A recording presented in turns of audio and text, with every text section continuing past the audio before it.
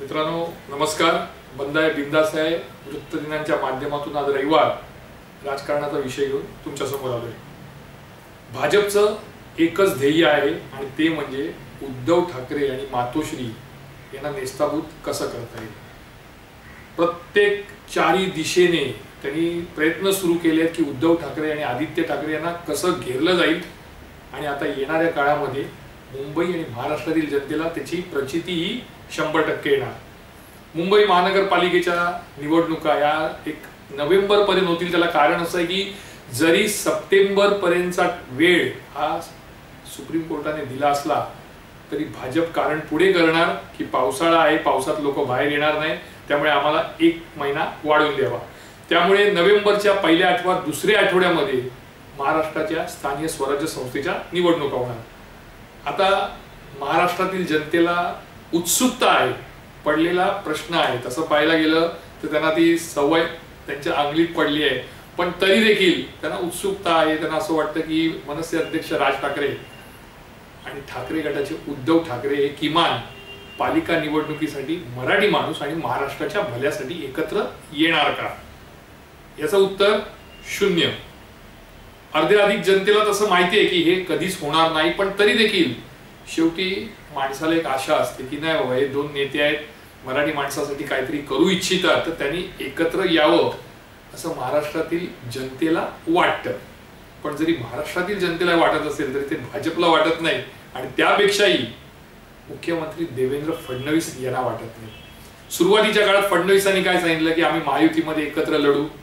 15 दिवस पुढे आले, त्यांनी आता सांगितलं की अनेक ठिकाणी आम्ही वेगळे लढू, पण आम्ही एकमेकांवर आरोप करणार नाही. याचा अर्थ अगदी स्पष्ट आहे की देवेंद्र फडणवीस म्हणजेच भाजप ही मुंबई, ठाणे, पुणे, नाशिक, औरंगाबाद, नागपूर या ठिकाणी शिंदे अथवा अजितदादा यांच्या कुबड्या न वापरता स्वबळावर निवडणुका लढणार. आता स्वबळावर जर सगळे पक्ष निवडणुका लढले तर मग मुंबई आणि ठाण्यात ठाकरे गटाला कदाचित चांगले दिवस येऊ शकतात.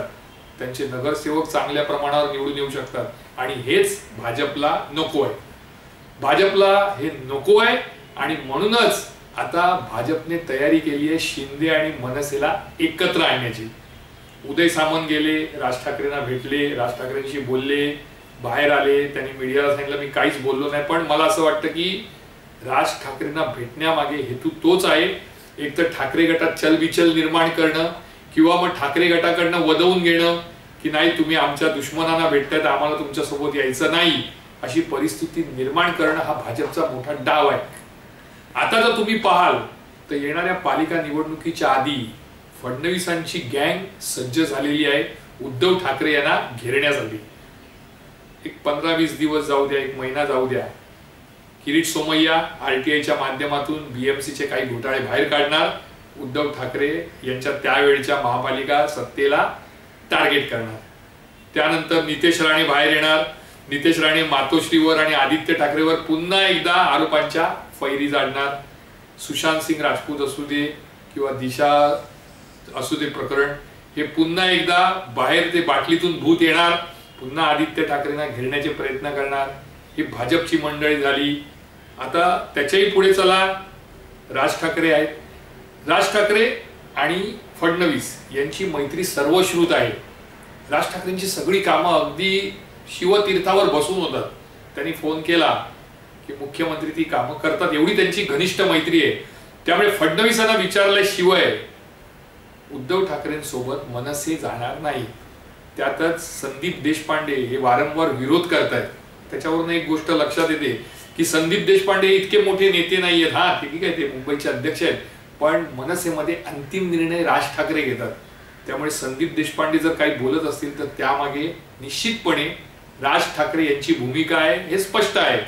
त्यामुळे मनसे किती सांगत असली तरी मनसे आणि उद्धव ठाकरे यांच्यामध्ये युती होणार नाही. फडणवीस मनसेला शिंदेसोबत सोडणार. शिंदे आणि मनसे हे मुंबई, ठाण्यात, नाशिकमध्ये एकत्र लढतील आणि जर उद्या सत्तेत येण्यापासून 20-25 जर नगरसेवक कमी पडले, अशा वेळी मनसे आणि शिंदेना एकत्र घेऊन पालिकेचा कब्जा करण्याचा भाजपचा प्रयत्न असेल. आता ही जी गँग आहे त्याच्यामध्ये भाजपची तर मंडळी आहे, ते तर आरोप प्रत्यारोप करतच राहणार. त्यात भर पडणार कोणाची, तर निश्चितपणे शिंदे गटाची. स्वतः शिंदे आहेत, शिरसाट आहेत, ही मंडळी जी आहेत, उदय सामंत आहेत, हे जसे जसे निवड जवळ येत जाणार निवडणुकीचे, तसे तसे ते उद्धव ठाकरेंवर बेछूट आरोप करत जाणार. या सगळ्यांचं एकच ध्येय आहे, एकच टार्गेट आहे, आणि ते म्हणजे उद्धव ठाकरे.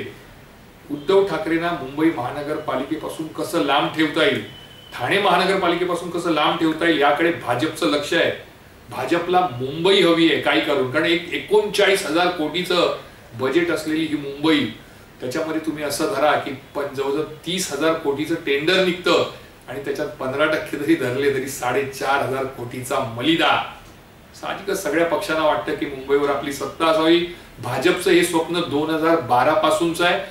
17ला ते जवळपास आलेले, पण तिथपर्यंत पोहोचू शकले नाही. आता उद्धव ठाकरे यांची शिवसेना जी मूळ होती ती अर्धी झालेली आहे, आणि त्याचा फायदा हा भाजपला उचलायचा आहे. भाजपला माहिती आहे की आपले जे मतदार आहेत, गुजराती, मारवाडी, जैन समाज, उत्तर भारतीय, दक्षिण भारतीय, हे आपल्याला मतं देणार आहेत. काही नाही तर हिंदुत्वाच्या नावावर.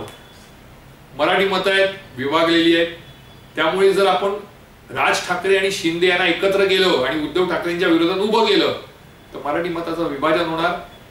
ज्या अपेक्षित जागा उद्धव ठाकरेंना हव्या आहेत त्या मिळणार नाहीत, आणि त्याचा फायदा भाजपला होऊ शकतो. आणि त्यामुळे भाजपने एक मोठी रणनीती आखली आहे. वरवर जरी ती आता दिसत नसली तरी जसा जसा जुलै महिना संपेल आणि 2-2.5 महिने राहतील तेव्हा त्यांची रणनीती ही बाहेर येईल. आणि त्या रणनीतीचा सगळ्यात मोठा भाग आहे की उद्धव ठाकरे यांना एकटं कसं पाडायचं. उद्धव ठाकरे यांना एकटं पाडण्यासाठी साम दाम दंड भेद याचा सर्व वापर भाजपकडून केला जाणार. त्यांची फौज सज्ज झालेली आहे, त्यांची गँग सज्ज झालेली आहे. आरोपांचे कशा फैरी झाडायचा याची तयारी त्या लोकांनी केलेली आहे. फक्त एवढ्यासाठी थांबले आहेत की जेव्हा 1.5-2 महिने उरतील निवडणुकीला तेव्हा ते सगळे बॉम्ब फोडले जातील. कारण आता जर ते बॉम्ब फोडले तर लोकांची मेमरी शॉर्ट असते. लोक 2 दिवसापूर्वी काय झालं ते आज विसरतात आणि कामाला लागतात. एवढं मोठं युद्ध होतं, गँग वॉर होतं, मोठमोठ्या घटनांमध्ये माणसं मारली जातात. एकच दिवस लोक हळहळ व्यक्त करतात, दुःख व्यक्त करतात, दुसऱ्या दिवसापासून आपल्या कामाला लागतात. ती स्थिती राजकारणाच्या बाबतीत आहे आणि भाजपला याची जाणीव आहे. त्यामुळे भाजप आता बॉम्ब फोडणार नाही, सगळा बॉम्ब गोळा तयार करणार. भाजपची जी गँग आहे, भाजपची जी टीम आहे ती उद्धव ठाकरे आणि ठाकरे गटाच्या विरोधात एक बॉम्ब गोळा तयार करेल आणि ऐन वेळी तो बॉम्ब फोडला जाईल.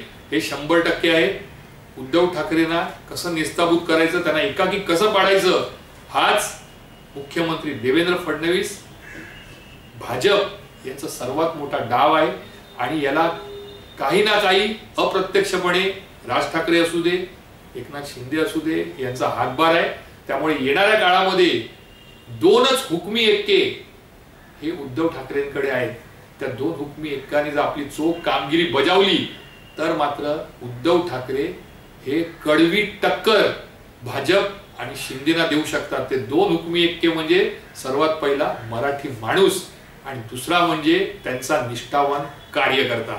हे 2 हुकमी एक्के आहेत. हे जर एकत्र आले, कार्यकर्त्यांनी आणि पदाधिकाऱ्यांनी मतभेद विसरून मुंबई जर अगदी झाडून काढली, घराघरात पोचले, बाळासाहेबांचं नाव, उद्धव ठाकरे यांनी केलेलं काम आणि सहानुभूती, या गोष्टी जर ते परत एकदा घेऊन गेले मतदारांपर्यंत त्याचा फायदा उद्धव ठाकरेंना होईल. आणि दुसरी गोष्ट सर्वात महत्वाची, मराठी माणूस. मराठी माणूस नेमका काय करतो? जर राज आणि उद्धव एकत्र आले तर निश्चितपणे मराठी माणूस हा जागृत होईल आणि मतदार करील. मात्र जर राज ठाकरे हे पुन्हा जर शिंदेसोबत गेले भाजपच्या सांगण्यावरून किंवा स्वतःचा निर्णय घेऊन ते जर शिंदेसोबत गेले, स्वबळावर उभे राहिले तर मात्र मराठी माणसाचं विभाजन हे निश्चित आहे. त्यामुळे उद्धव ठाकरेंबाबत हेच मी म्हणेन की त्यांचे 2 हुकमी एक्के जे आहेत ते मुंबई, ठाणे आणि नाशिक या 3 मतदारसंघात किती कामी येतात यावरच उद्धव ठाकरे यांच्या ठाकरे गटाचं भवितव्य अवलंबून आहे. मी अमित जोशी बुधवारी एखादा विषय घेऊन तुमच्या समोर येईन. तोपर्यंत तुमची रजा घेतो. जय हिंद, जय महाराष्ट्र.